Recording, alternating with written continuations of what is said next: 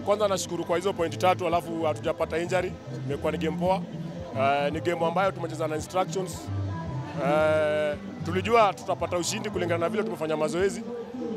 Lakini tulikuwa worried, tulikuwa sana our main target ilikuwa ni kuto concede. So I think naweza sema it's a plus for us, it's a plus for the players. I think kile kitu tulikuwa tunataka kuakia sana, tulijua tutascore. But sasa hiyo concede ndio ilikuwa kidogo. Lazima get right na tumeipata right. So tunashukuru vijana, nashukuru technical bench na fans pia kwa kusukuma timu. Most of these tactics zinakuwa ni tactical na the style of play ya team na ile na suit players. Kunakuwa some different players, different style of play na different vile wana approach teams. So tulikuwa tumejua vile wako huo vile wana behave.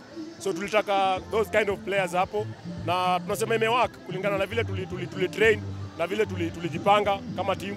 Imework na tunashukuru sana kwa hiyo. Onchiri amekuwa na impact, ukiangalia amekuwa pia na hiyo attempt amepiga chuma. So ni kijana amekuwa very on sana kwa mazoezi hii wiki na ilikuwa lazima tumreward. So unaweza sema he needs to pick up from there.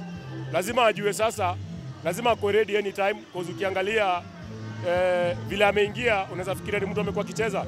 So unaweza sema lazima work hard, at least aanze kuanza mechi badala ya kuingia, but ameingia vizuri. Ni kumencourage na kumuombea asipate injury, then I think vitu zitakuwa sawa. I think for us ni kuplan. I think hii imeisha, tutatoka leo hapa, tutacelebrate leo, but from tomorrow tutakuwa tunamalizana nayo. Tuna think about Bandari next weekend. So tunarudi kwa mazoezi. We still need to work hard, we need to work more, we need to push, we need to be humble. Na I think results zitaendelea kukuja, mashabiki waendelee kutusukuma na kutuombea, vitu zitakuwa sawa.